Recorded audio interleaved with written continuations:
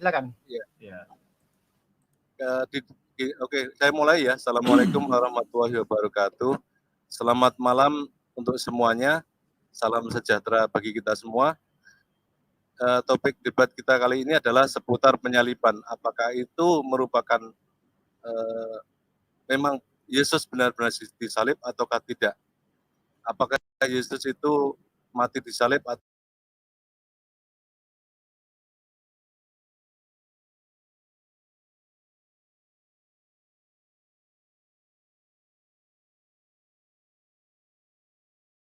tidak? Apakah premis itu dulu kita buat. Namun di dalam menurut pemahaman Islam bahwa Yesus itu tidak dibunuh, tidak mungkin disalib. Mikrofonnya lebih dekat sedikit mungkin, Bang Rayo. Mikrofonnya lebih dekat. Wama solabuhu wala kotaluhu walakin subbihalahum. Begitu itu yang di dalam dalil Islam. Kemudian kalau kita melihat saya membaca di dalam kekristenan itu di dalam hal penyaliban waktu itu ada perbedaan. Ada yang mengatakan jam 9 Yesus disalib, jam 12 malam Yesus belum disalib.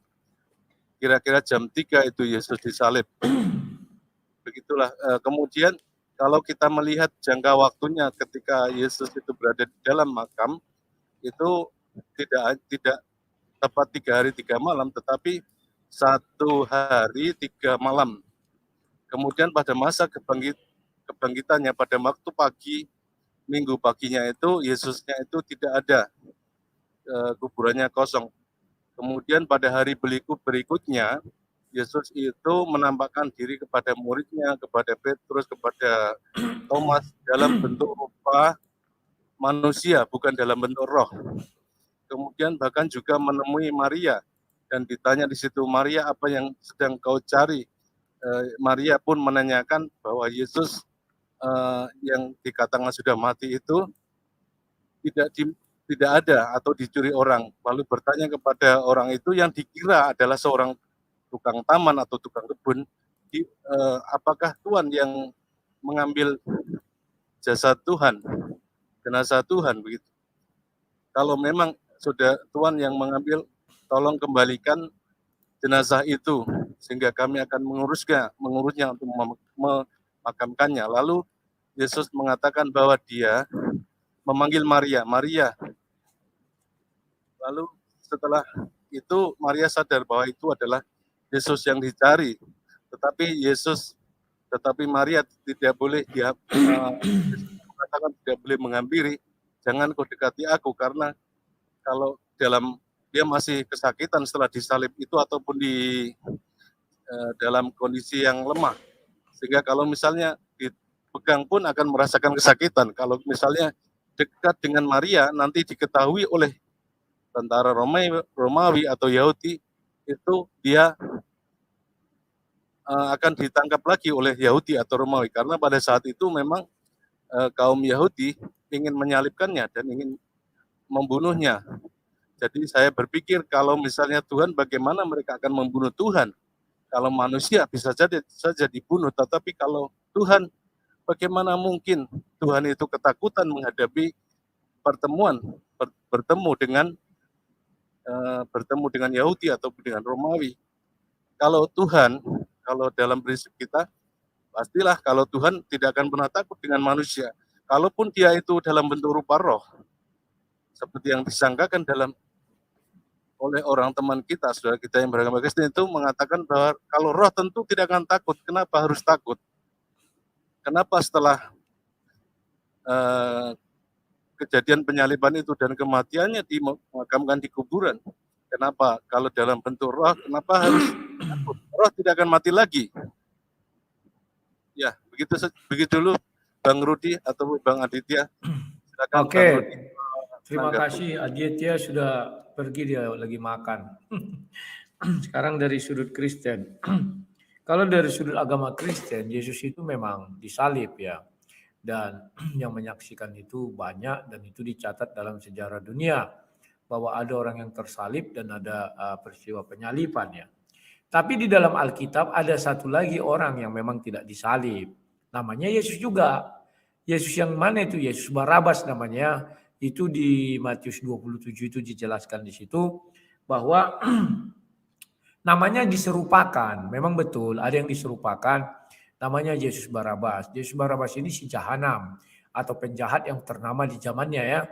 Dan dia tidak jadi disalib tetapi digantikan dengan yang namanya serupa, yakni Yesus yang dinamakan Kristus itu. Maka Yesus Kristus disalib ya. Kemudian ada peristiwa-peristiwa urutan-urutan penyaliban. Dia nggak ujuk-ujuk disalib.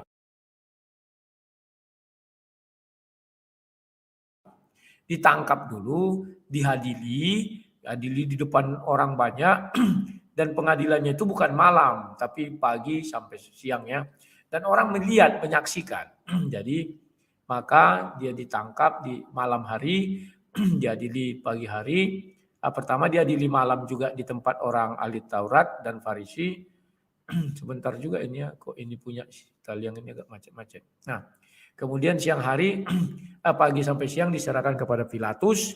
Dan Pilatus akhirnya yang menjatuhi hukuman kepada Yesus itu ya kawan-kawannya. Nah, di situ betul dua Yesus. Yesus yang satu itu namanya Yesus Barabas. Betul dia tidak disalib, tetapi yang diserupakan dengan Yesus Kristus yang disalib ya. Nah, sekarang tinggal kalian pilih, apakah Nabi Isa itu Yesus Barabas? Ya betul tidak disalib, tapi diganti dengan yang diserupakan namanya. Ataukah Yesus Kristus harus disalib? Nah, di dalam ajaran Islam, kenapa Nabi Isa itu mau disalib? Ya, ini menjadi sebuah misteri. Tapi di tafsir Ibnu Katsir dikatakan bahwa Raja Damaskus yang memerintahkan orang untuk menangkap Nabi Isa. Dan pada malam hari Jumat tepatnya, kalau Yesus kan ada peristiwa-peristiwanya. Kalau tidak langsung hari Jumat malam, Nabi Isa ditangkap. Ya, dikepung rumahnya. Tetapi Nabi Isa tidak ditemukan karena dia tiba-tiba tertidur ngantuk, diangkat ke surga, maka ada seorang anak muda yang merelakan dirinya untuk ditangkap. Dan anak muda ini dibawa ke surga. Ya.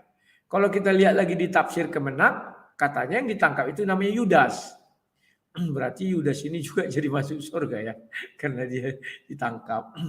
Dan tidak ada di dalam Al-Quran dijelaskan adanya sebuah pengkhianatan. Nggak ada itu. Kalau di dalam Bible ada pengkhianatannya. Yang mengkhianati siapa? Namanya Yudas.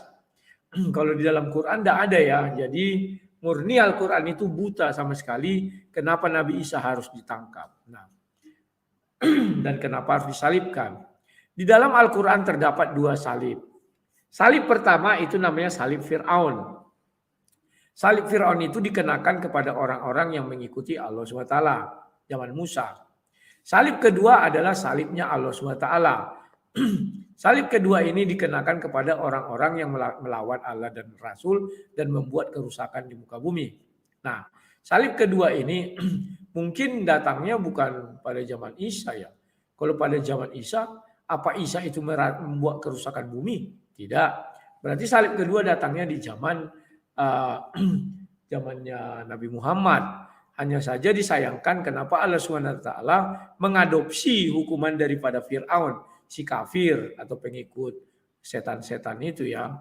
Ya, jadi jelaslah di situ bahwa kalau dari ajaran Islam Nabi Isa tidak disalib ya, yaitu urusan kalian. Kalau dicocokkan dengan di Bible namanya Yesus Barabas.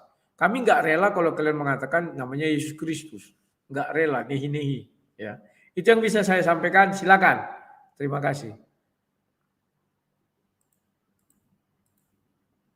Halo? Ya. Ya. Ada Bang Adit atau lagi makan? Siapa? Bang Adit, Aditya monitor atau langsung Dia saya lagi tanya? dia lagi kelonan sama istrinya. Udah lanjut aja, langsung bertanya aja. Ya. Kita kan tanya jawab. Ini, nanti kalau ada kalimat silakan baru bicara ya. Ya.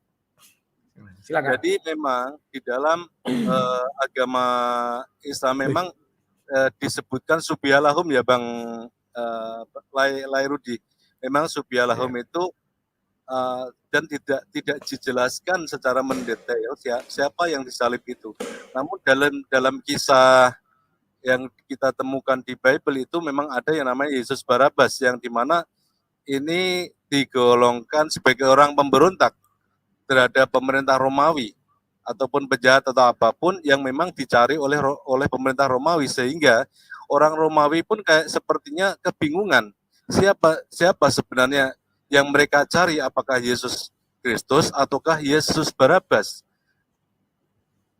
Nah, kemungkinannya kalau seperti itu cerita yang berkembang berarti ada di dalam Bible itu bisa diterangkan menjadi dua hal. Satu adalah dengan nama Yesus Kristus, yang kedua adalah Yesus Barabas. Di dalam kitab Injil Barabas yang dibaca oleh orang Islam itu ada pengkhianatan yang dilakukan oleh Yudas Iskariot, sehingga Yudas Iskariot itu sebagai pengkhianatnya lah yang melakukan penyalipan, yang melakukan apa itu namanya, memberitahukan tempat di mana Yesus bersembunyi. Jadi kemungkinan dalam hal siapakah orang-orang dari orang Kristen kan sering bertanya, siapakah sebenarnya orang yang diserupakan, yang dimaksud di dalam pemahaman Islam. Kemungkinan pertama satu adalah orang yang memang Yudas Iskariot ini, Bang Rudi. Jadi karena kalau kita melihat dari kisah-kisah dalam Bible, sepertinya merujuk orang ini, karena orang fasik sebagai pengganti orang yang benar. Tentu orang, dan di dalam cerita di Bible saya juga membaca bahwa Yesus itu tidak disalib dan dia tertawa ketika orang lain disalibkan. Dan Yesus itu juga keluar dalam rupa yang lain. Dan kadang-kadang muridnya pun tidak mengenali. Akhirnya setelah Yesus mengenalkan dirinya dan menyatakan dirinya adalah Yesus yang dimaksud, mereka mengerti. Ini seperti itu di dalam pemahaman Islam ya, Bang. Muslim pun sebenarnya tidak bisa, karena belum bisa menerima 100% kebenaran di dalam Bible, karena di dalam Bible pun yang katanya merupakan hasil penyelidikan orang-orang, penyelidikan manusia, yang ditulis oleh banyak sekolah-sekolah, sarjana-sarjana yang menulis, tidak bersumber pada salah satu orang, tapi itu beberapa orang yang menuliskan seperti Yohanes, Lukas, Matius, Markus, dan juga Pak Paulus sendiri juga ada di situ, ada kisah-kisah para nabi dan lain sebagainya.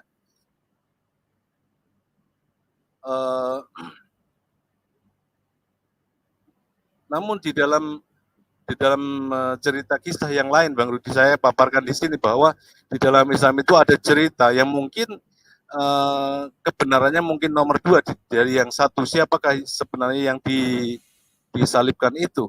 Yang kedua, tokoh yang kedua yang kemungkinan walaupun ini mungkin sangat lemah, yaitu justru ada murid dari Yesus yang dari 12 itu yang setia, yang orangnya yang paling pintar, yang paling muda, yang bersedia menggantikan Yesus Kristus untuk disalibkan. Namun itu perlu studi lebih lanjut, tapi yang sering kita temui dalam kisah di dalam Injil Barnabas, di mana Injil Barnabas itu diapokrifkan, tidak diakui di dalam kekristenan. Juga ketika kita melihat Injil Thomas ketika Thomas diakui kesaksiannya ketika bertemu dengan Yesus dalam jasad yang fana, jasad yang bukan ruh, tapi Injil Matiusnya sendiri ditolak oleh otoritas gereja dalam kekristenan ya. Ya, makasih Bang, ini tanggapan saya. Oke, terima kasih atas tanggapannya. Ya, halo, admin bisa share screen nggak itu Al-Quran?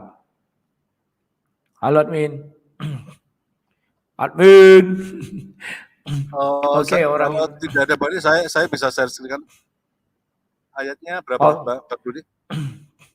Itu di layarnya sudah ada, share screen kan aja. Kan nampak itu kan.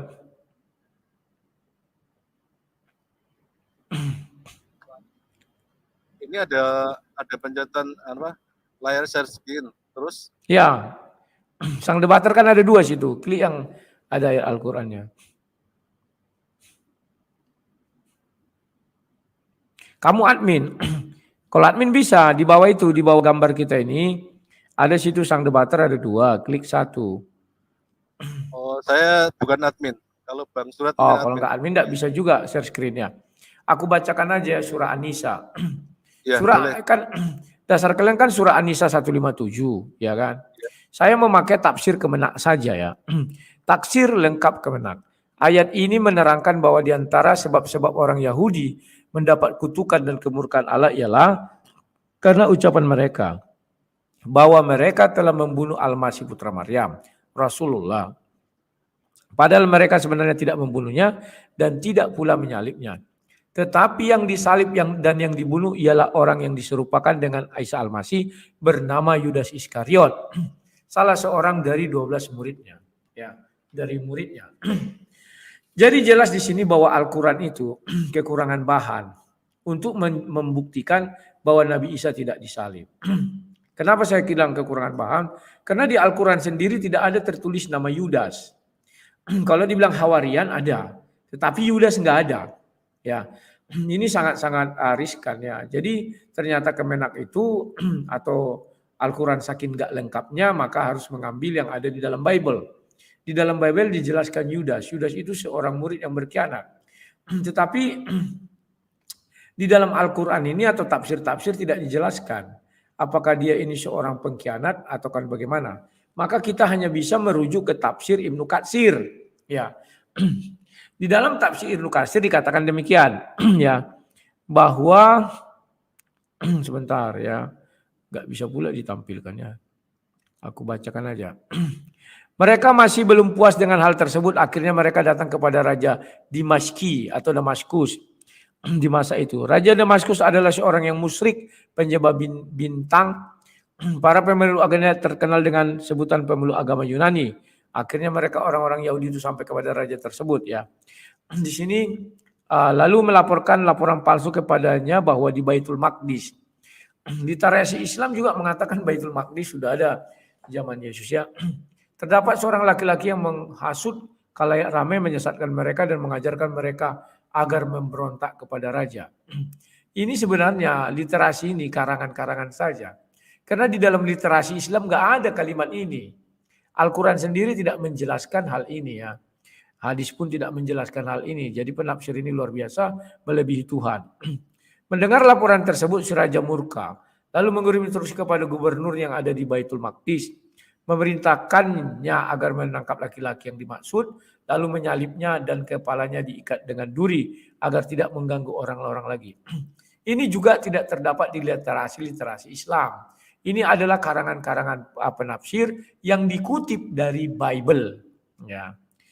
Ketika surat raja itu sampai kepada gubernur, ia segera melaksanakan perintah itu dan ia berangkat bersama segerombolan orang Yahudi menuju sebuah rumah yang di dalamnya terdapat Nabi Sa'as bersama sejumlah sahabatnya. Jumlah mereka kurang lebih 12 atau 13 orang. Nah, penafsir sendiri bingung, 12 atau 13 ya. Menurut pendapat yang lain adalah 17 orang, ada lagi 17 orang. Jadi tafsir-tafsir atau kitab-kitab Islam tidak mampu menjelaskan atau membuktikan Nabi Isa itu tidak disalib. Karena di dalamnya pun orang masih ragu, 12, 13 atau 17. Hal tersebut terjadi pada hari Jumat, sesudah waktu azhar, yaitu petang hari Sabtu. Petang hari Sabtu itu sudah masuk hari Sabat. Orang Yahudi tidak mungkin menangkap orang pada hari Sabat. Ya, makanya aku bilang ini juga satu hal-hal yang ya nggak mengerti urutan-urutan peristiwa. Kalau di Bible memang dikatakan satu hari sebelum hari Sabat, itu hari Kamis. Hari Jumat sore itu hari Sabat ya. Kamis itu masih hari Jumat, Kamis sore sampai Jumat sore ya.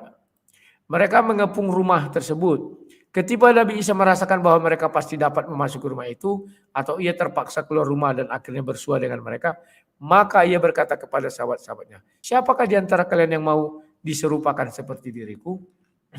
Jadi Nabi Isa meminta, ada nggak di antara kalian yang mau diserupakan seperti diriku? Cuman kita nggak tahu diserupakan ini dalam hal apa ya. Kelak dia akan menjadi temanku di sorga. Maka majulah seorang pemuda yang rela berperan sebagai Nabi Isa. Jadi seperti stuntman lainnya atau peran pengganti atau bumper lah. Dia merelakan dirinya ditangkap. Ya, tetapi Nabi Isa memandang pemuda itu masih terlalu hijau untuk melakukannya. Maka ia menghalangi permintaannya sebanyak 2 kali atau 3 kali. Ya, tetapi setiap kali ia mengulangi perkataannya, tiada seorang pun yang berani maju kecuali pemuda itu. Akhirnya Nabi Isa berkata, kalau memang demikian jadilah kamu seperti diriku. Maka Allah menjadikannya mirip seperti Nabi Isa. Nah, mirip di sini pun kita tidak dijelaskan apakah tubuhnya mirip, suaranya mirip. Kalau tubuhnya mirip, suaranya nggak mirip kan nggak cocok. Hingga seakan-akan dia memang Nabi Isa itu sendiri. Karena kalau disalib kan dipaku. Tentu menjerit, suaranya kan berbeda. Ya. Lalu terbukalah salah satu bagian dari atap rumah itu. Dan Nabi Isa tertimpa rasa kantuk yang sangat hingga tertidur. Lalu diangkat ke langit dalam keadaan demikian seperti yang disebutkan dalam film firman-Nya. Jadi Al-Quran sendiri tidak mampu menjelaskan kenapa Nabi Isa itu mau ditangkap, kenapa Nabi Isa itu mau disalib, dan bagaimana Nabi Isa itu diserupakan, dan bagaimana Nabi Isa itu diselamatkan. Yang ada adalah cerita-cerita yang dikarang penafsir. Kita nggak tahu sumbernya ini dari mana. Apakah dari hadis? Perasaan Nabi Isa tidak pernah mengeluarkan hadis. Kan begitu. Jadi yang ada di sini adalah karangan-karangan bebas yang dicocokmologikan dengan Bible. Sehingga dapatlah hal ini terjadi ya. Nah, setelah Nabi Isa diangkat ke langit, para sahabat keluar. Ketika mereka pasukan yang hendak menangkap Nabi Isa melihat pemuda itu, mereka menyangkanya sebagai Nabi Isa. Sedangkan hari telah malam. Ini hebatnya kisah-kisah dalam Islam ini selalu tidak ada saksi ya. Tidak bisa disaksikan. Nabi Muhammad Isra Mi'raj malam, tak ada yang bisa melihat ke langit, gelap. Lalu mereka menangkapnya dan langsung menyalibnya serta mengalungkan duri-duri pada kepalanya. Jadi Nabi Isa ini tidak mengalami yang namanya pengadilan, orang yang diserupakan. Tapi langsung ditangkap ujuk-ujuk, langsung disalib, dikasih duri. Dia nggak menjerit, ini yang lucu. Sebenarnya yang diserupakan itu apa? Apakah wajah, apakah suara, atau seluruhnya? Dia tidak menjerit. Kalau ditangkap, dikasih duri di kepala tentu sakit. Pasti dia au, minimal begitu ya. Nah, jadi dalam hal tafsir pun orang Islam bingung sendiri. Nah, kalau dikatakan sesuai ayat ini merujuk kepada orang Kristen, tidak. Karena orang Yahudi dan orang Kristen tidak pernah berselisih tentang siapa yang disalibkan. Tetapi menurut tafsir ini, yang berselisih adalah sesama orang Islam sendiri. Tadi ada yang bilang 12, ada yang bilang 13, ada yang bilang 17. Kan udah berselisih. Ada yang bilang begini, ada yang bilang begitu, Yudas, ada yang bilang kamu bilang tadi bukan Yudas. Oke, itu yang bisa saya sampaikan. Silakan.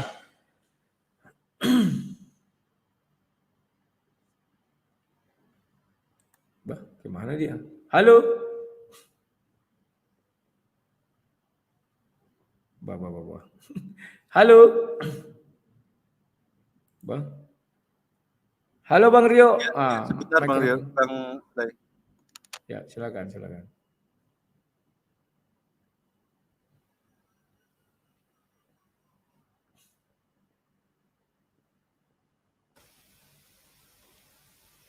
Ya. Gimana Bang Audio? Oh, tuh lagi bikin kopi deh. Kalau bisa Bang Rio open cam juga lebih mempesona ya, biar biasanya narasumber Islam kan gentle-gentle ya. Mana ada yang gentle? Kau pun si Nandar aja yang gentle. Saya juga sering open cam. Saya open cam kalau ketemu orang-orang hebat aja lah. Iya. Saya udah pernah lihat waktu jadi moderator kemarin open cam. Iya. Tapi ketika mulai bicara nggak open cam, misalnya berdebat. Betul. Itu lebih asik sebenarnya. Ya biar bisa melihat kiriman pesannya.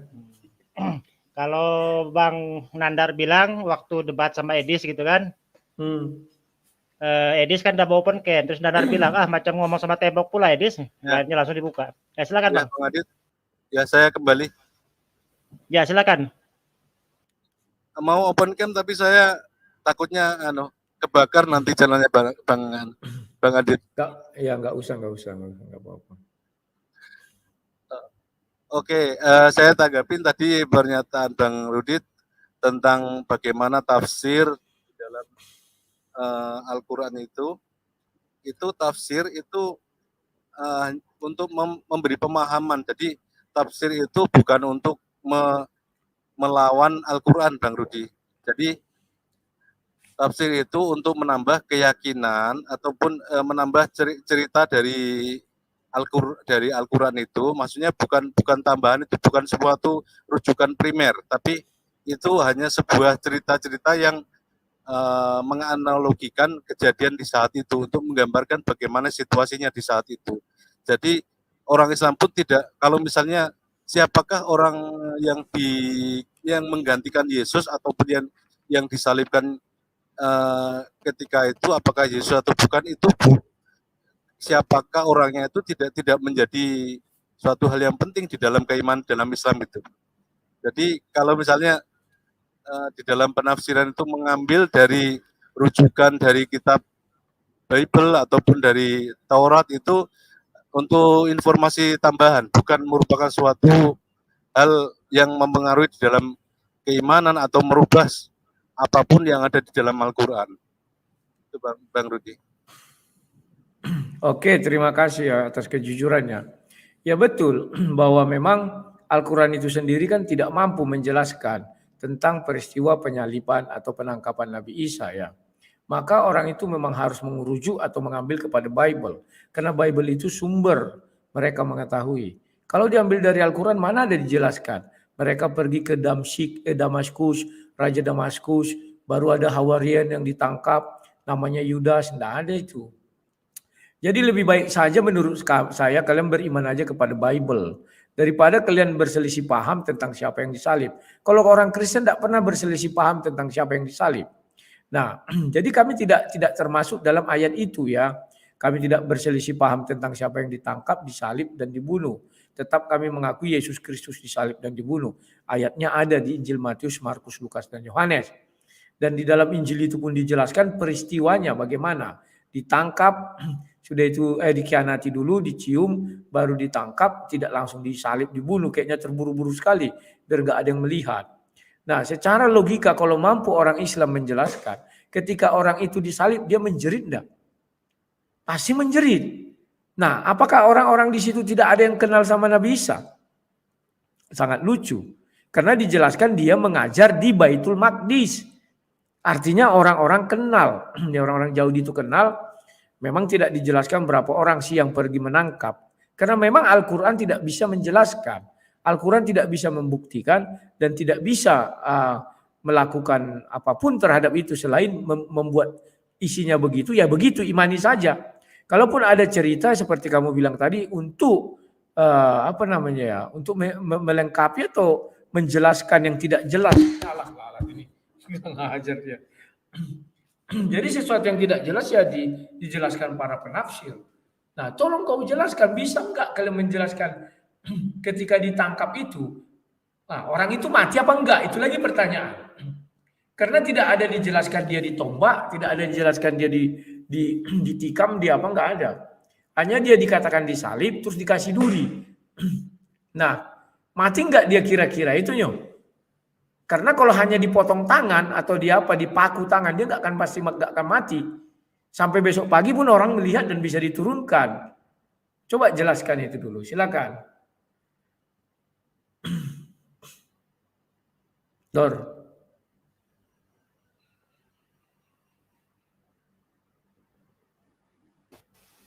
Ya, Bang Rio gimana Bang Rio?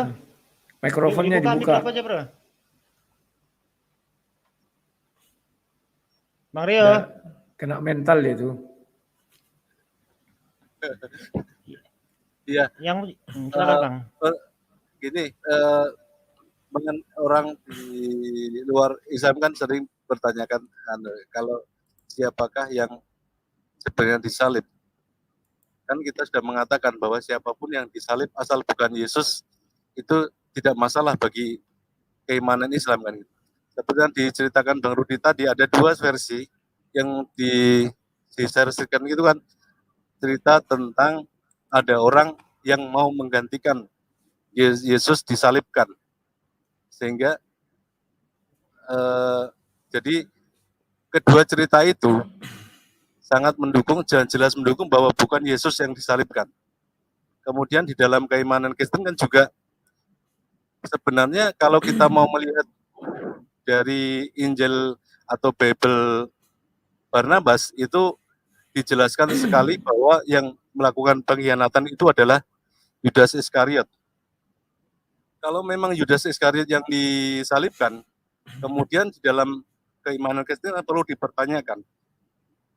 Yudas Iskariot ini memang disebut sebagai pengkhianat yang memberitahukan di mana tempat persembunyian Yesus berada. Tetapi di dalam pemahaman Kristen kan itu akan dicap sebagai pengkhianat. Padahal cerita skenario itu adalah Yudas Iskariot memberitahukan tempat di mana Yesus bersembunyi atau berada di mana. Kalau misalnya tidak diberitahukan di mana Yesus bersembunyi, kemungkinan bahwa itu Yesus tidak ditemukan. Kan begitu Bang Rudi. Kemudian di situ ketika Yesus itu disalibkan, apakah dia itu sukarela untuk menyerahkan diri? Pada fakta yang kami lihat di dalam Bible itu Yesus itu mempertahankan diri. Dia meminta kepada muridnya untuk berjaga-jaga semalaman, sementara Yesus berdoa. Berdoa kepada siapakah? Ya berdoa kepada Tuhan. Skenario waktu itu kan hanya dua pedang yang diperoleh untuk mempertahankan diri, satu atau dua pedang yang ada itu hanya untuk skenario ketika menghadapi pasukan atau ketika menghadapi kaum Yahudi yang ingin menyalibkannya atau menangkapnya. Tetapi perubahan terjadi, yang menangkapnya bukan orang Yahudi tetapi orang Romawi. Orang Romawi, satu pasukan Romawi tidak mungkin berhadapan dengan dua orang muridnya Yesus yang membawa pedang. Sementara pasukan Romawi pasti satu kompi, mungkin satu batalion kalau diperlukan gitu. Dan mengenai pertanyaan tadi, bahwa tidak mungkin orang masa itu tidak kenal siapa Yesus, siapa wajah Yesus. Pada kenyataannya kalau kita lihat Bang, di dalam membaca Bible itu ada mereka terbingungkan atau kebingungan antara menangkap apakah itu Yesus Barabas ataukah Yesus Kristus yang akan ditangkap. Sementara Yahudi berkepentingan untuk menangkap Yesus Kristus sebagai Mesias itu, tetapi Romawi sebenarnya tidak berkepentingan dengan Yesus Kristus, tapi kepentingan Romawi itu adalah Yesus pemberontak, Yesus Barabas itu. Jadi di sinilah ada semacam kebingungan, siapa yang Yesus yang mana ini yang mau ditangkapkan gitu. Nah, kemungkinan juga Yesus itu Barabas juga merupakan murid-murid Yesus sendiri, sehingga jadi dimungkinkan mereka, wah ini tangkap aja siapa yang bernama Yesus, nanti diinterogasi di mahkamah gitu. Nah, kemudian di dalam mahkamah kan mengatakan bahwa Romawi mengatakan Yesus ini tidak bersalah. Yesus Kristus yang tidak bersalah, sehingga tidak disalibkan, tetapi orang yang memaksa Romawi untuk menyalibkan Yesus Kristus. Sehingga ini yang menjadi pertanyaan dari kami, dari Muslim, siapa ini, dan kemungkinan kan Romawi pun tidak mengenali Yesus ini Yesus Kristus yang mana, ataukah Yesus Kristus, ataukah Yesus yang Yudas, Yesus yang Barabas. Itu Bang Rudi. Terima kasih tanggapan. Oke, terima kasih. Saya sudah kali-kali berkatakan, Bible tidak pernah meragukan siapa yang disalib. Ya. Bahkan di situ Yesus Barabas itu sudah lebih dahulu ditahan. Ya. Kenapa sudah lebih dahulu ditahan? Karena dibilang setiap tahun mereka membebaskan seorang tahanan.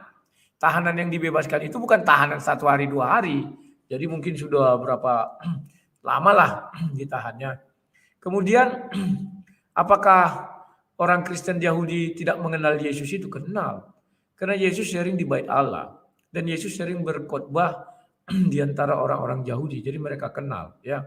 Kemudian apakah Yesus tidak rela? Yesus rela untuk disalib. Tetapi sebagai manusia dia memiliki namanya kedagingan ya. Maka dia meminta kepada Bapa, seandainya bisa cawan ini berlalu, biarlah berlalu. Ya. Kalau Yesus ingin bawa pasukan, apakah bisa? Bisa. Orang dia memberi makan 5.000 orang. Ya. Kemudian banyak pengikut-pengikutnya, tapi Yesus tidak pernah menyuruh orang itu, ayo, ayo, ayo, bawa pedang semuanya, nggak pernah. Memang ada bawa pedang itu namanya si Petrus. Petrus menghumus pedangnya dan bisa memutuskan telinga pasukan Romawi. Dari situ kelihatan bahwa si Petrus jago pedang. Di kegelapan dia bisa memedang ya.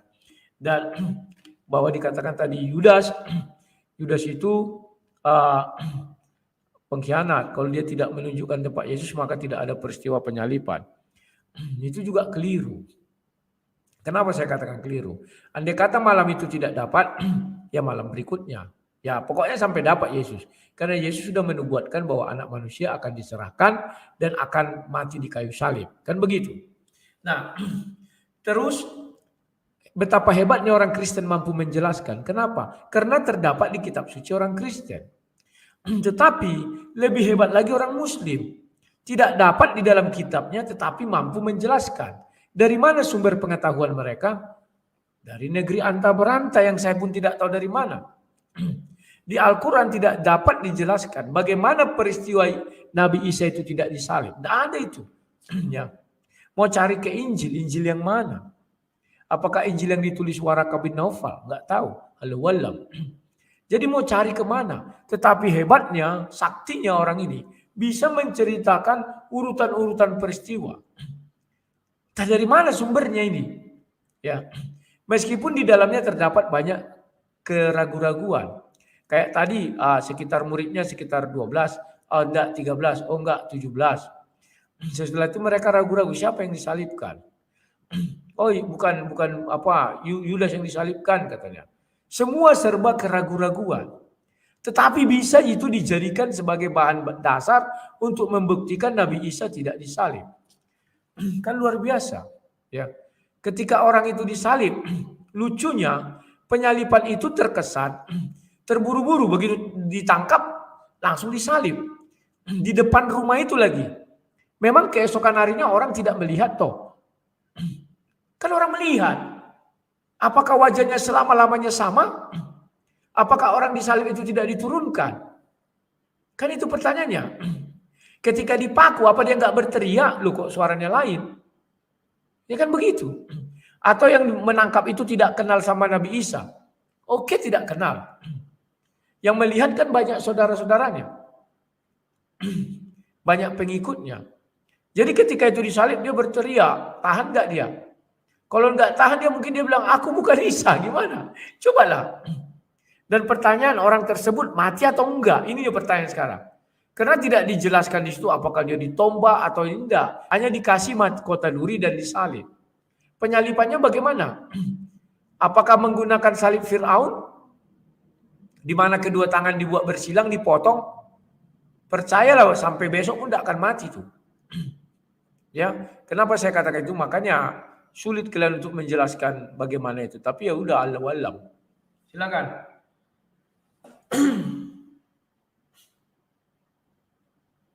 Ya, baik Bang Rudi, terima kasih atas tanggapannya. Ini ada, kalau Bang Adit bisa share screen tentang celakalah orang yang olehnya anak manusia diserahkan. Jadi ini merujuk kepada Yesus yang mengkhianati Yesus itu, yang Yudas yang disebut sebagai pengkhianat itu. Celakalah orang yang olehnya anak manusia diserahkan. Itu di Al-Quran atau di Bible, Bang? Di Bible. Bentar ya, saya bantu cari dulu ya. Celakalah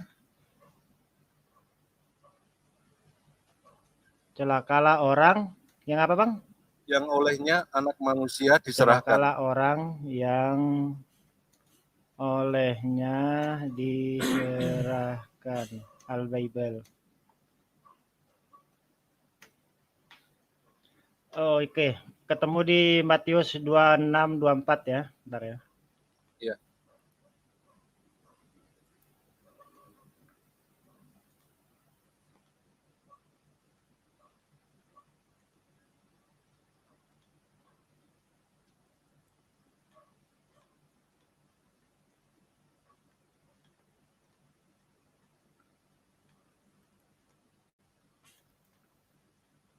Ya, silakan, Bang.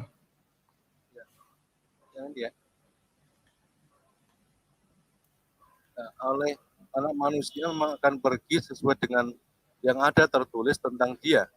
Akan tetapi celakalah orang yang olehnya anak manusia itu diserahkan. Adalah lebih baik bagi orang itu sekiranya dia tidak dilahirkan. Nah, ini ada 2 poin ya, Bang Rudi. Di sini disebut sebagai orang yang celaka, tetapi ini adalah orang yang sangat berjasa di dalam incest gitu ya, berlangsungnya penyaliban itu, yang mana ini mendapatkan bisikan dari iblis, katanya begitu ya, menurut Bible yang saya baca. Kemudian adalah lebih baik bagi orang itu sekiranya ia tidak dilahirkan. Seandainya Yudas ini tidak dilahirkan, maka orang-orang tidak akan menemukan di mana Yesus berada.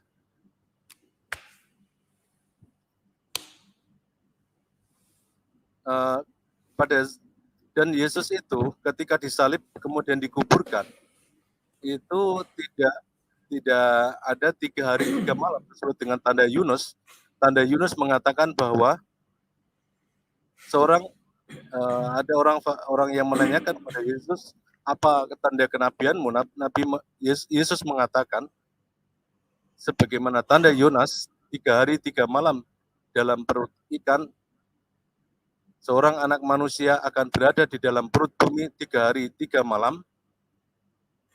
Coba di-sharekan mungkin Bang Adit kalau ini ayatnya. Tapi ayatnya belum saya nomornya berapa ya. Itu tentang tanda Yonas itu adalah tanda Yesus sebagai seorang nabi. Dan itu kalau itu Yesus adalah memang benar-benar seorang nabi, seharusnya Yesus itu berada 3 hari 3 malam di dalam perut bumi. Tetapi dalam hitungannya itu hanyalah 2 malam 1 hari. Karena malam Jumat itu malam pertama. Kemudian Sabtu pagi itu hari pertama, dan malam Sabtu malam minggunya ya. Dari Sabtu itu 1 hari pagi dan malam, Jumat malam itu 1 malam, dan Minggu paginya tidak ada di situ.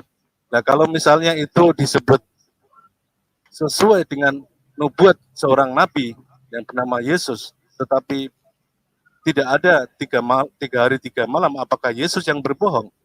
Ataukah penulisan Alkitabnya yang kurang akurat di dalam hal ini? Ataukah mungkin penyalipannya justru sebelum hari Jumat, hari Kamis atau Rabu malamnya?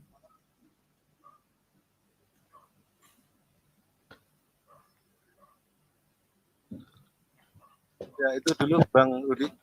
Oke, terima kasih. Gimana ini Bang Aristo, ada Bang Aristo nih, mungkin ada sepatah kata dulu dari pemilik channel ini. Silakan Bang Aristo.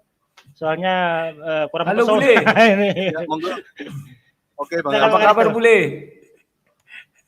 Alhamdulillah sehat, puji Tuhan. Bagaimana brotherku, sehat? Sehat, puji Tuhan. Alhamdulillah. Ya, mestinya tema ini Bang Rudi Yohanes ketemu sama saya. Ini baru mantap ini, baru di karaoke ini. Oke. Kapan kita mainkan? Atau sama saya aja kalau masalah tema ini. Sabar dulu, Bang Aristo, sabar. Mantan Kristen sama Kristen, baru cocok ketemu. Begitu. Boleh. Karena kalau saya tahu selera Bang Rudi itu kurang suka yang lembek-lembek. Cocoknya yang keras-keras kayak Aristo gitu. Saya ini baru pemula Bang, saya baru nantang senior gitu kan. Iya. Saya nanti tolong ditanggapi Bang Rudi, nanti setelah itu closing atau langsung ke Bang Aristo. Soalnya kemarin itu Bang Aristo juga ingin menantang debat siapapun yang mau, terutama kepada Bang Rudi sebenarnya ya. Kemarin itu Bang Rudi, Bang Aristo mengusulkan untuk debat dengan Bang Rudi dengan Bang Aristo untuk membahas topik ini. Kemudian ini yang saya ambil topik ini sebagai pendahuluan. Mungkin nanti bisa dilanjutkan ke Bang Aristo. Karena saya mungkin untuk perdebatan kurang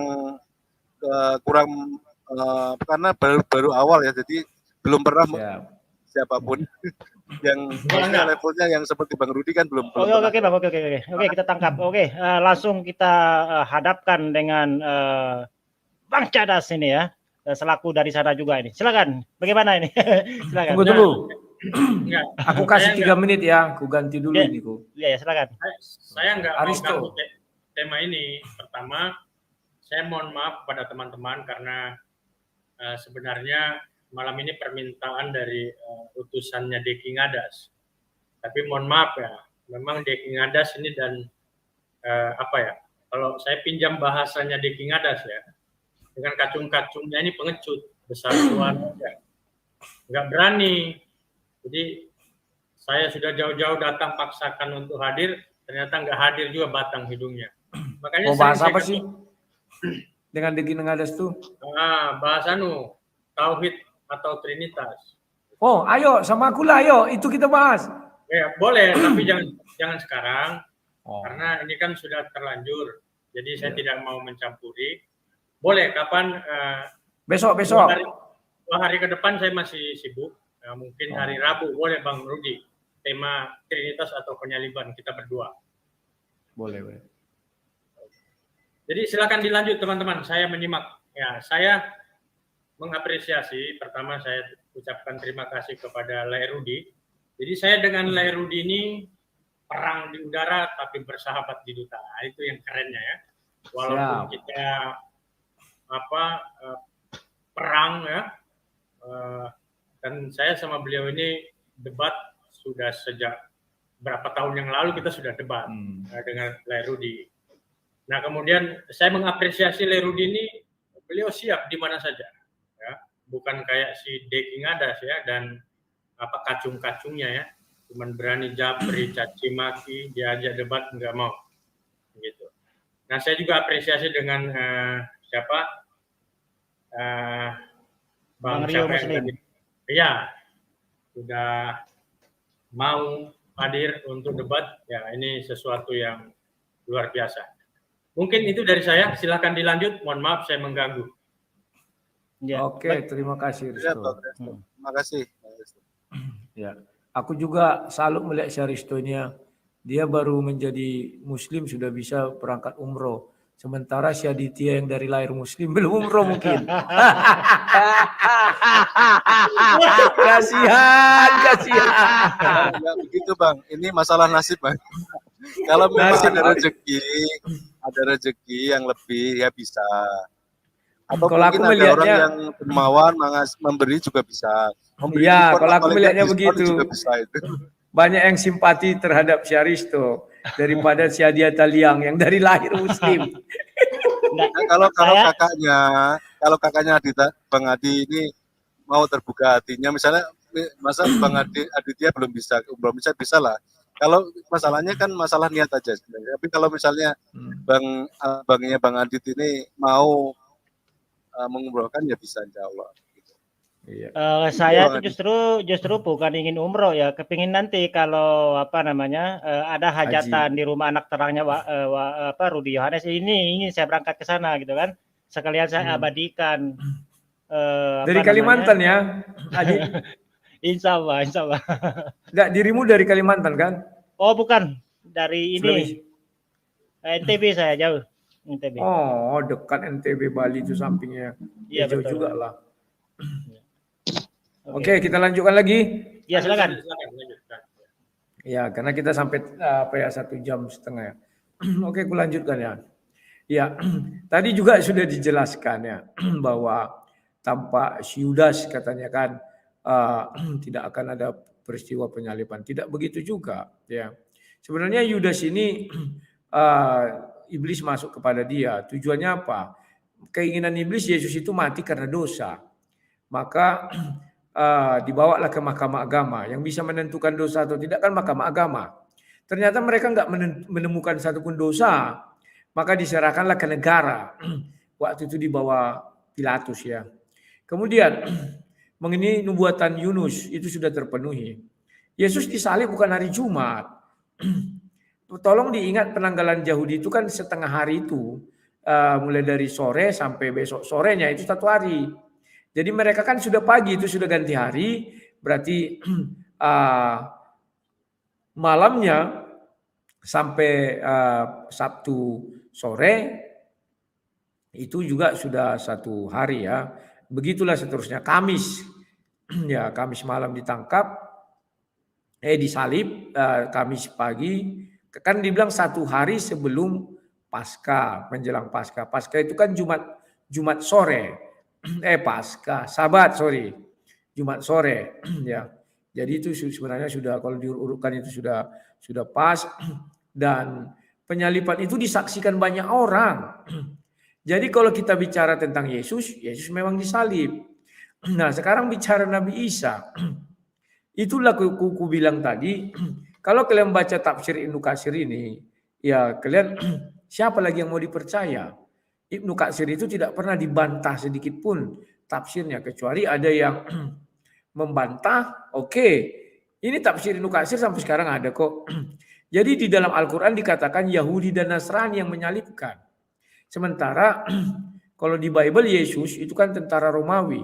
Dan memang Nasrani waktu itu belum ada saat itu ya. Tapi orang-orang ahli Taurat lah.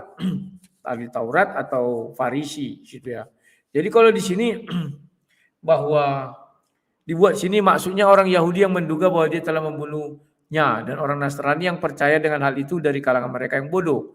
Semua berada dalam keraguan akan terjadi hal itu. Mereka bingung dan panik serta sesat.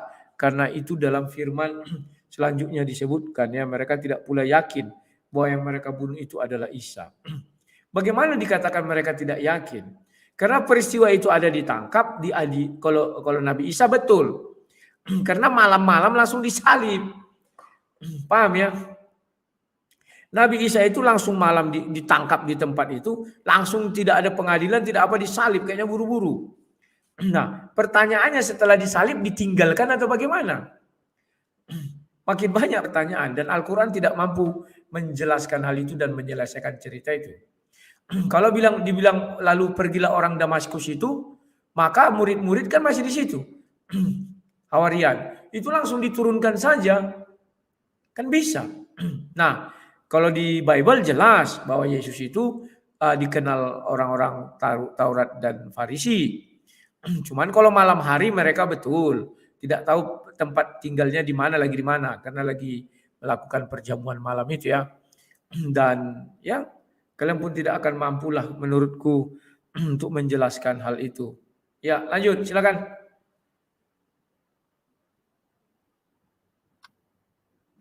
Ya, Bang Rudi, di dalam iman Kristen itu kalau Yesus itu tidak mati, maka arti penebusan itu juga tidak ada, karena tidak ada yang nebus kan. Di dalam logika manusia, logika kita, di mana Yesus juga seorang manusia, ketika Yesus itu dikuburkan, itu Yesus dikatakan oleh orang Kristen sebagai orang yang mati. Tetapi kalau secara medis, jika orang mati, bagaimana mungkin seorang mati kemudian hidup? Berarti dia hidup, karena yang awalnya Yesus itu hidup, kemudian mati, kemudian hidup lagi, menemui murid-muridnya, menemui Maria, dalam kondisi tubuh yang komplit, ada tubuh dan ada rohnya. Artinya bahwa di sini Yesus sebenarnya tidak mati ataupun tidak benar-benar mati ketika di dalam kuburan itu. Dan itu ada sebuah narasi di mana Maria pernah ketika Yesus itu diturunkan dari tiang salib, Yesus itu sebenarnya tidak mati, belum mati. Tetapi Maria tentu saja tidak akan mengatakan atau memberitahukan kepada Yahudi ataupun kepada Romawi bahwa dia belum mati. Sehingga dia hanya diam saja dan itu kemudian dikuburkan Yesus itu. Nah, pertanyaan saya, jika Yesus itu mati, bagaimana mungkin mati kemudian dia hidup dan menjadi Tuhan? Sementara sesuatu hal yang ajaib itu semuanya itu berasal dari Tuhan, bukan dari manusia. Sesuatu hal yang ajaib apapun yang terjadi pada Yesus itu sebenarnya adalah dari Tuhan.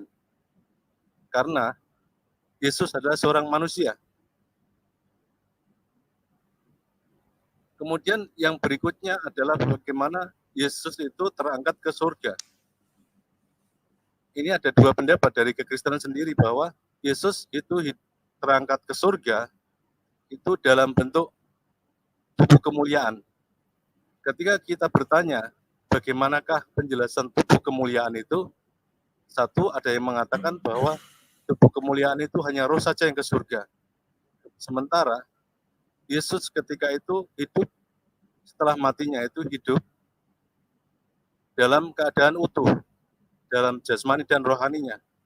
Dan ini tidak ada penjelasan bagaimana sebenarnya Yesus berada di surga itu, apakah dalam rupa roh atau jasmani. Ketika ada murid Yesus yang melihat Yesus terangkat ke surga, itu dalam rupa, tentunya kalau dia bisa melihat berarti dalam bentuk tubuh yang lengkap, bukan hanya roh, karena roh orang tidak akan bisa melihat. Itu Bang Rudi. Oke, terima kasih. Ya, banyak sih orang mengatakan gitu, bagaimana bisa orang mati bangkit, seolah-olah jadi meragukan kuasa Tuhan. Ya, jadi yang terjadi itu seperti ini. Yesus itu Yohanes 10, 17, 18, aku menyerahkan nyawaku untuk menerimanya kembali. Tidak seorang pun mengambilnya daripadaku. Itulah sebabnya ketika di kayu salib Yesus menyerahkan nyawanya. Ya, dan orang manusia melihat Yesus mati karena menyerahkan nyawa. Setelah ditutup pintu kubur, maka yang berlaku adalah nubuatan Yunus. Yesus tidak mati di dalam kubur karena Yunus pun di dalam perut ikan kan tidak mati. Nah, kemudian kalau dibilang dengan kematian Yesus maka penebusan dosa, ya betul. Tetapi Yesus mengatakan bukan itu. Untuk pengampunan penebusan dosa itu adalah darahnya. Itu kan ada di Matius 26. Baca aja itu 28, 27, 28, 29. Darahku akan ditumpahkan bagi banyak orang sebagai penebusan dosa.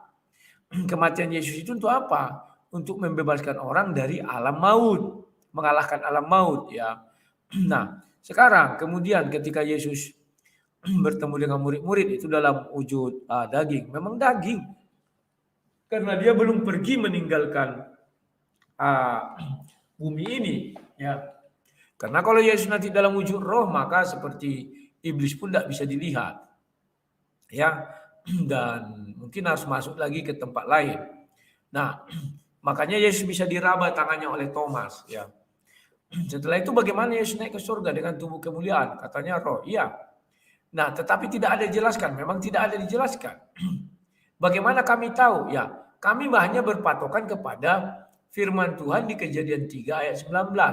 Dari debu tanah daging ini, maka dia akan kembali ke debu tanah. Sama seperti Elia. Ketika Elia dia jemput kereta api itu, kereta kuda itu yang berapi, dia dibawa itu masih punya tubuh. Tapi ketika masuk surga sesuai hukum Tuhan, debu tanah kembali ke tanah. Maka sangat besar kemungkinan tubuhnya itu kembali menjadi debu. Sehingga manusia tidak bisa melihat debu kan dari tinggi. Turun ke bumi. Harus kembali ke tanah. Demikian juga Yesus.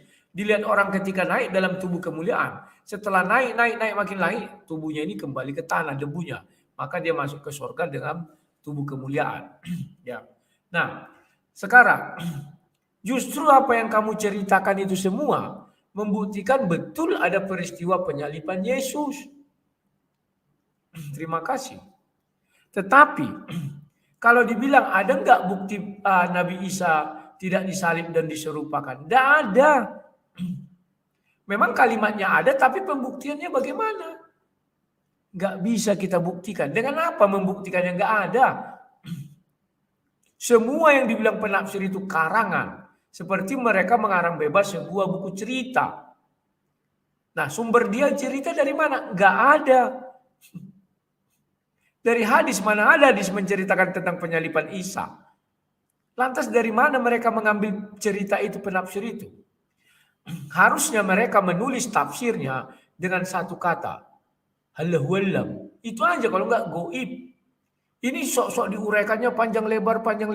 Sumbernya dari mana dia menjelaskan itu? Nggak ada. Cukup dibilang halau walam, kami langsung tahu. Ya betul, bagi umat Islam Nabi Isa tidak disalibkan. Tetapi Nasrani dan Yahudi berselisih paham tentang penyaliban Isa. Ya Isa. Kalau Yesus enggak. Tolong dipahami ya. Jadi jangan disilang-silangkan ya. Ya kalau kalian mau bicara tentang kebenaran, buka aja tafsir itu dari mana kebenarannya itu datang.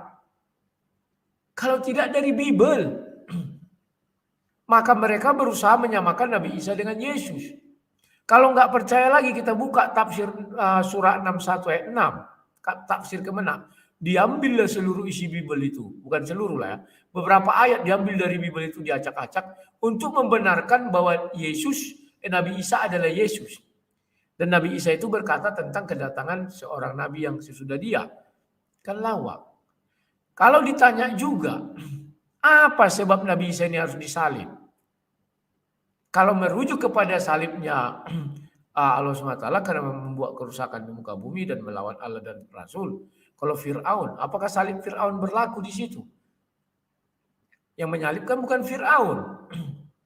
Kalau dirujuk kepada Al-Quran, hanya salib Fir'aun yang ada dengan salib yang hukumnya Allah SWT. Hanya dua itu, nggak ada yang lain.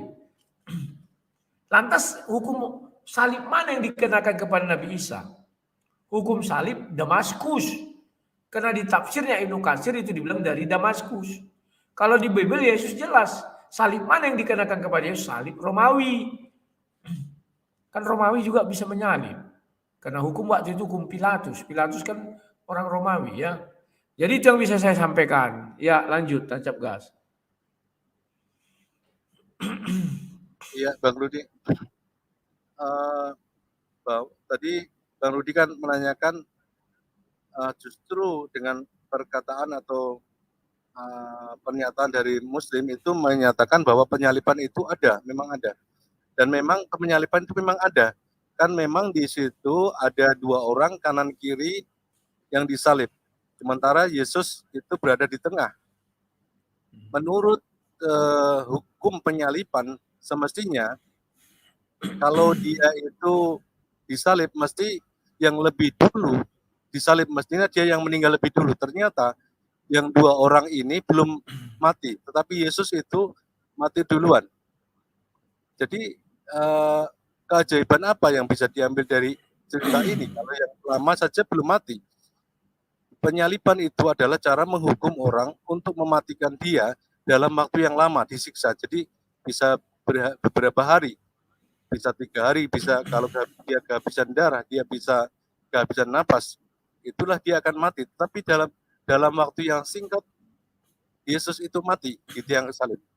Kemudian diturunkan, kemudian untuk memastikan Yesus sudah mati atau belum, ditusuk dengan tombak, kemudian dimakamkan.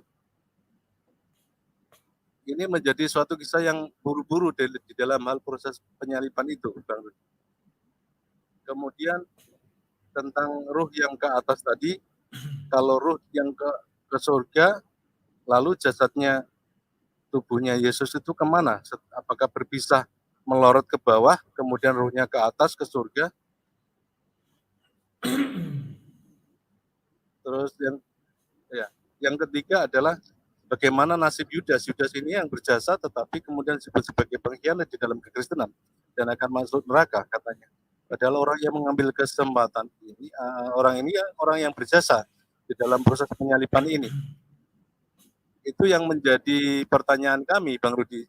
Apakah itu suatu kontradiksi atau suatu kebenaran atau suatu pembenaran di dalam suatu cerita? Terima kasih. Itu aja, Bang Rudi. Oke. Ya. Lagi-lagi si Rio justru membuktikan bahwa Yesus disalib. Rio mengatakan bahwa ada orang yang di sebelah kiri kanannya. Terima kasih. Tetapi mungkin si Rio menentang bahwa Yesus tidak mati. Kan itu aja. Berarti si Rio setuju ada peristiwa penyaliban. Sementara kalau Isa itu disalib seorang diri. Jadi di depan rumah itu ditangkap dia, langsung disalibkan di depan rumah. Ya lawak-lawakan aja ya. Nah, kapan dia dilihat mati, itu disalibnya apakah dia dipenggal juga itu nggak jelas ya. Kalau di dalam Bible jelas. Bagaimana kematian Yesus? Yesus itu tidak ujuk-ujuk disalib. Tetapi ditangkap dulu, dicambui sampai badannya itu keluar melepuh-melepuh keluar darah. Ya kalau cambuk seperti hukum di Aceh kan masih gampang. Dicambuk pakai rotan 10-20 kali. Bisa jadi pelan-pelan. Kalau itu kan sekuat-kuatnya, dicambuk, cap. Maka darah bercucuran ya. Kemudian dia dibawa, dibuat di kayu salib, dipaku, ya kan. Kemudian mulutnya dikasih asam, ya banyaklah kemungkinan sehingga Yesus dikatakan situ menyerahkan nyawanya. Kenapa bisa cepat kali mati? Lah namanya menyerahkan. Kalau menyerahkan itu suka-suka hati dia. Mau diserahkannya 1 menit bisa. Mau dicerahkannya 10 hari bisa. Yesus menyerahkan nyawanya. Andai kata Yesus tidak menyerahkan nyawanya, apakah dia mati? Tidak akan mati. Ya. Karena dia adalah firman Tuhan yang jadi manusia. Tetapi karena dia menyerahkan nyawanya, maka artinya mati. Semua manusia di luar gua melihat Yesus mati diturunkan. Artinya dipegang. Ya kan? Kalau Nabi Isa siapa yang megang? Gak ada diceritakan. Ya kan? Jadi bagaimana orang bisa berselisih tentang siapa yang disalib? Memangnya pengikut Nabi Isa tidak bercerita? Pasti akan bercerita kepada anaknya. Hena, yang disalib itu bukan Nabi Isa. Tetapi yang diserupakan teman kami. Namanya Yudas. Di mana cerita itu bisa kita temukan? Di hadis tidak ada. Di Al-Quran tidak ada. Lantas di mana? Kita nggak bisa menemukan itu, kawan. Ya. Kalau itu sudah diceritakan, tentu cerita juga ke kiri kanan tetangga segala macam. Ya kan? Nah, jadi kawan-kawan bahwa Yesus disalib memang sudah mereka akui. Tapi kalau Nabi Isa tidak disalib, itu urusan mereka. Tapi pembuktian Nabi Isa tidak disalib juga tidak bisa. Dengan apa pembuktiannya? Gak ada, kawan. Cerita yang dikarang adalah Nabi Isa tertidur sambil berdiri. Bagaimana ceritanya berdiri tertidur gini? Apakah dihipnotis? Setelah itu terbuka loteng. Siapa yang buka loteng? Baru terangkat ke atas. Kan begitu. Kemudian datanglah tentara Romawi. Orang yang menjadi bemper itu, ya siapa Nabi Isa? Aku katanya. 7 tangan. Terus ditangkap, langsung disalib. Kan lawak-lawak. Apa mereka tidak ada pikiran? Jangan-jangan bukan Nabi Isa ini. Tapi dia mengaku-ngaku saja. Kan bisa begitu. Tapi ini ditangkap, langsung disalib, tidak dijelaskan. Bagaimana peristiwa penyaliban itu? Apakah hanya dipaku tangannya 2 begini atau begini? Kalau hanya dipaku dia tidak akan mati. Orang nggak ada disiksa kok. Setelah itu orang itu pergi apa tetap menunggu-nungguin di situ? Orang itu pergi, tentu ada yang melihat. Diturunkanlah yang diserupakan itu. Apakah dia mati atau tidak? Kan bisa diselamatkan. Kalau mati kuburnya di mana? Jadi banyak pertanyaan yang harus dijawab oleh kawan-kawan muslim. Ya, bagaimana kita lanjutkan atau sudah selesai aja ya? Karena ini sudah 1 jam lebih. Gimana Rio? Dilanjutkan ya Bapak, Bang. Ya, silakanlah Rio lagi. Silakan. Tapi gimana ini Bang Rudi? Sebentar dulu Bang Rio. Ya, gimana? Ini sesuai sudah mau 1 jam 41 menit ini. Ya udah kita cukupkan aja dulu. Ya. Oke. Sorry. Aduh, salah pencet pula. Sorry. Oke. Aditya jangan lupa ya siapkan si si Aristo katanya. 2 hari Oke, lagi siap. tanya. Besok malam ya ini ya. Wah. Ya. Saya ya nggak sabar ingin melihat Rudi Yohanes masuk karung nih sama Bang Aristo ini. Sama-sama keceng soalnya. Kira-kira saya ingin minta pendapat Bang Mawar nih. Bang Mawar nih banyak unduk-unduknya juga nih sama Bang Rudi Yohanes ini ya. Assalamualaikum warahmatullahi wabarakatuh Bang Mawar. Waalaikumsalam warahmatullahi wabarakatuh. Gimana Lai? Kabar lumai? Apakah Sehat, mendung berawan? Mendung. Hujan di sini berapa hari. Aku mau nanya nih Lai. Ya. Ini sebentar Dik dah. Mumpung lagi Lai Rudi di sini. Ya. Pertanyaannya gini lah. Sesi bebas ya. Saya Bang Adit. ya sebentar Ya. biar satu-satu biar Rudi gak bingung ya kan. Beginilah Saya pernah mendengar debat Pauzong dengan seorang pendeta. Katanya Yesus itu belajar, benar lah. Yang mau ku komentari Paul Zong itu atau pendeta itu? Pendeta itu siapa? Enggak, menurut saya gini, Yesus emang belajar ya. Kalau Yesus mengatakan bahwa dia tidak pernah belajar, siapa yang mau mengajari Tuhan? Tidak ada. Makanya Yesus mengatakan, yang kudapat ini, Injil yang kubawa ini berasal dari Bapa di sorga. Aku dan Bapa adalah satu. Mana ada belajar? Siapa sanggup mengajar? Kenapa aku katakan begitu? Karena ketika di Bait Allah Yesus umur 12 tahun, di Lukas 2 itu, Yesus kan berdebat sama Farisi dan ahli Taurat. Enggak, saya menangkap perkataan Paul Zong ya dengan seorang pendeta yang mengatakan, kan mungkin kau pernah juga nengok di belakang pendeta itu gambar Yesus. Terus Paul Zong mengatakan itu gambar siapa? Dia bilang itu gambar Yesus. Dia bilang kan, bohong kau, ini tukang sampah saya. Benar, kau pernah dengar kan? Pernah. Jadi TikTok, Paul Zong mengatakan Yesus itu belajar. Menurutmu gimana, Lay? Loh, kan sudah kubilang. Umur gitu 12 ya. tahun aja Yesus tidak belajar. Bisa dibal-balinya apa itu ahli Taurat dan Farisi. Terus siapa yang mau ngajari dia lagi? Iya. Kalau itu Paul saya Zong itu ya berarti kamu tak sependapat dengan Paul Zong ya kan? Berarti aku sependapat Ya, denganmu. wajar. Siapa yang mau mengajarkan Tuhan ya kan begitu? Paul Zong itu mengambil pendapatnya daripada Pastor Wenas almarhum. Oh, ngambil gitu. Ya. Jadi menurutmu salah gitu ya, Lay ya? Saya tidak bilang salah, itu pendapat dia, menurut dia benar, menurutku enggak, ya urusanku lah. Aduh. Jadi macam mana kita bisa dapat pedoman, Lay? Dari Bibel kah atau dari ucapan kalian aja? Siapa Ya, yang di penuh Bibel- Roh Kudus nih? Di Bibel kan sudah dijelaskan bahwa ibunya membawa pulang Yesus dan semua rahasia disimpan, artinya tidak diumbar lagi kepada orang-orang. Oh, Paham nggak? gitu. Oke lah. Ya. Kita putus di situ aja ya. Aku juga bingung. Lay, tolong dibentangkan ulangan 18, Dik. Bukan bukan ulangan Sebentar, 23 ayat 1 Lay. ya. Oke, siap. Sebentar, kebetulan kalau aku ke rumah kan nggak bisa. Kau kan langsung kick ya kan.